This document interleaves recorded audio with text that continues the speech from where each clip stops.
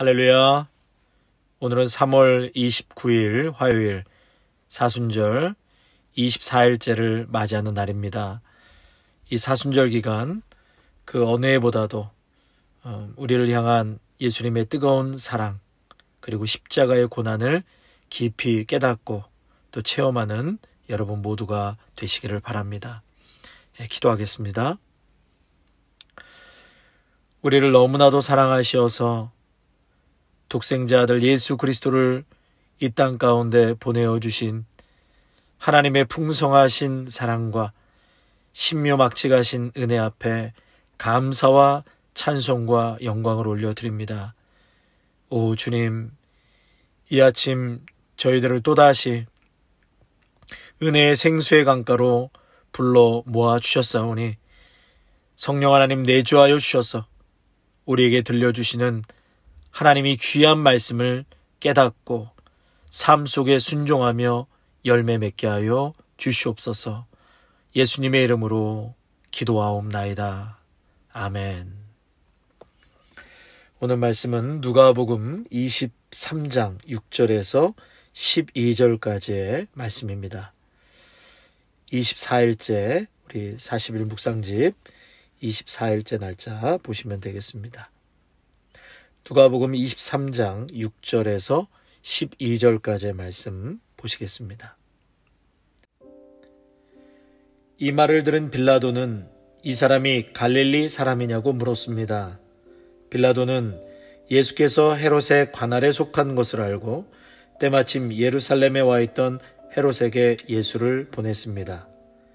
헤롯은 예수를 보고 매우 기뻐했습니다.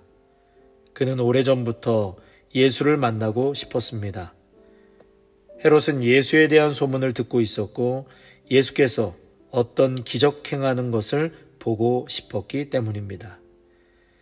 헤롯이 많은 질문으로 물었지만 예수께서는 아무 대답도 하지 않으셨습니다.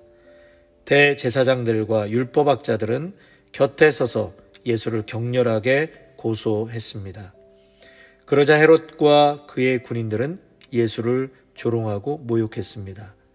그러고는 예수께 화려한 옷을 입혀 빌라도에게로 돌려보냈습니다.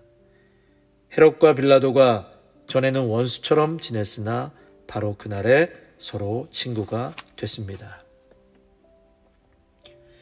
빌라도에게 예수님을 재판하는 것은 정치적으로 상당히 부담스러운 일이었습니다. 유대인들의 최고 자치기구인 공회가 자칫 왕이라는 나사렛 출신 랍비를 십자가에 못 박으라고 압박을 가하고 있습니다.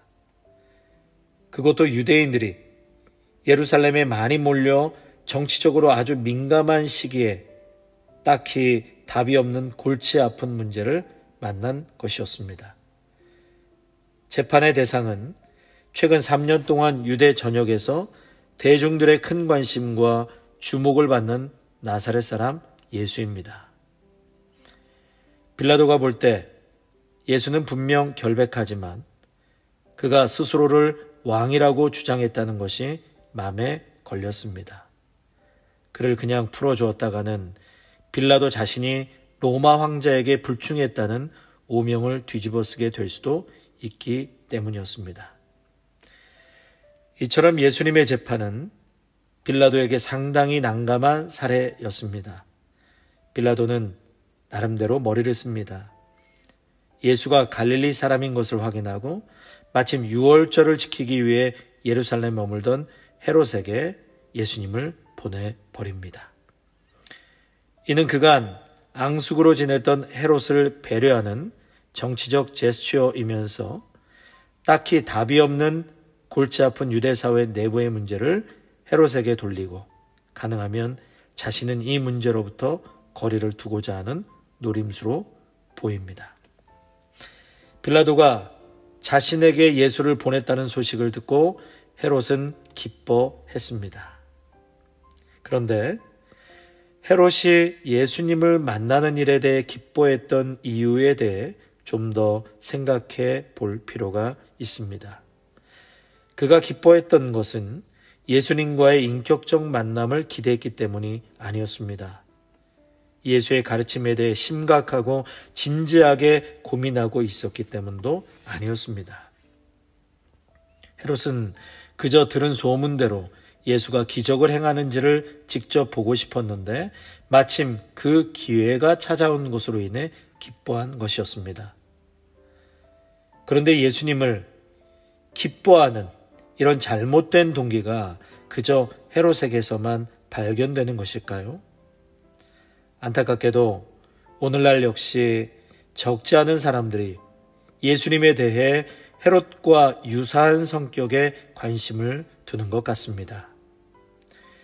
예수님을 기뻐하는 듯 보이지만 그 기쁨은 예수님과의 인격적 교제와는 아무 상관이 없는 기쁨입니다.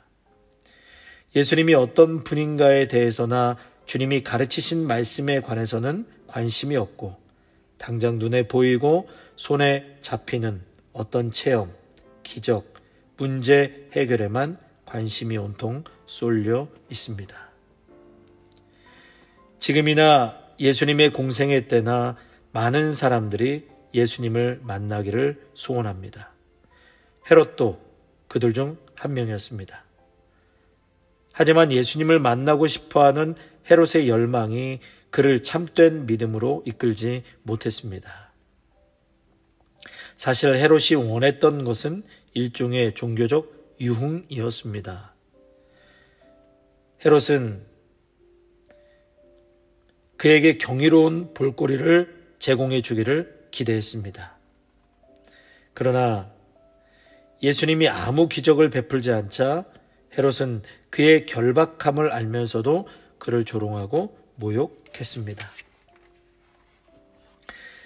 우리는 주님 앞에 나아갈 때마다 우리의 동기와 의도가 어디에 있는지를 돌아보아야 합니다. 인간의 죄성은 철저히 자기 중심성을 지향합니다.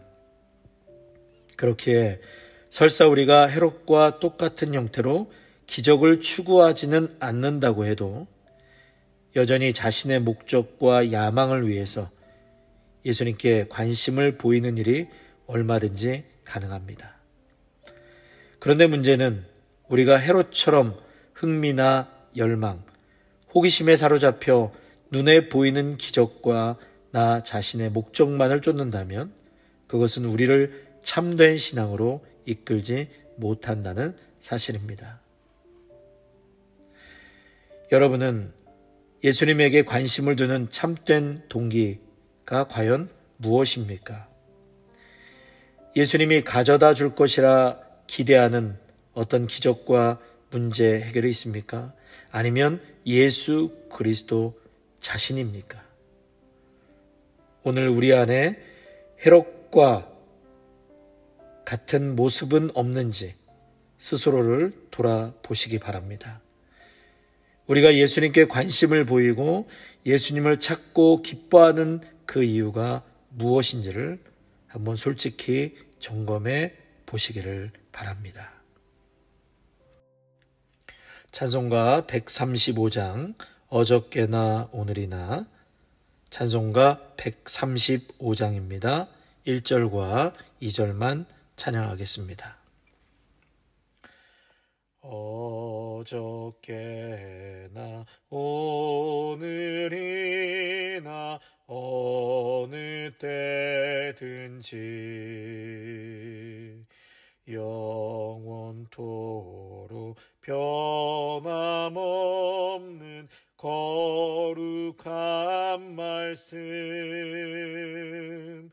믿고 순종하는 이의 생명 되시며 한량 없이 아름답고 깊은 말일세 어저께나 오늘이나 영원 무궁히 한결같은 주 예수께 찬양합니다. 세상 지나고 변할지라도 영원하신 주 예수 찬양합니다.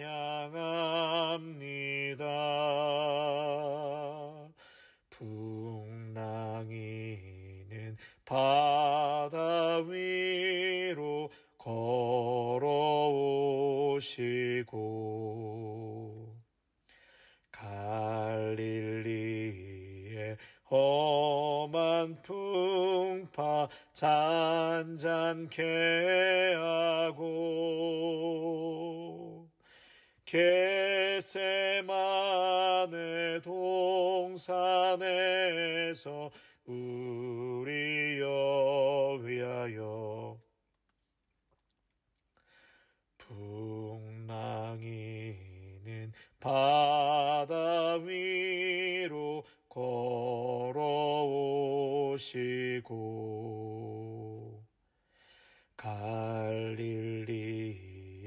험한 풍파 잔잔케 하고 겟세마네 동산에서 우리 위하여 눈물 짓고 기도하신 고난의 주님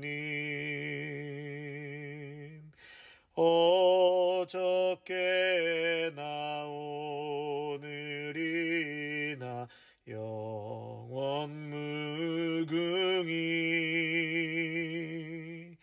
한결같은 주 예수께 찬양합니다.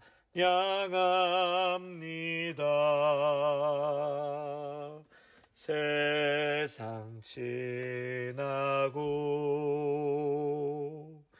변할지라도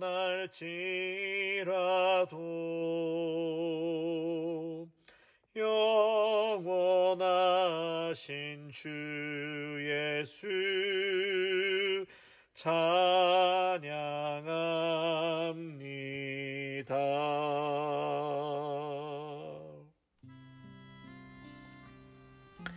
하나님, 우리의 연약함 때문에, 우리가 죄인 된 것 때문에, 우리가 가지고 있는 인간의 한계 때문에 참된 위로자, 참된 도움을 주실 분, 참된 소망을 주실 분이 예수님, 바로 그분을 찾고 있는지, 아니면 당장 눈에 보이는 어떤 환상의 모습을 그리면서 예수님을 찾고 있지는 않은지, 문제 해결만을 위해 예수님을 찾고 있지는 않은지 다시 한번 돌아보게 하옵소서.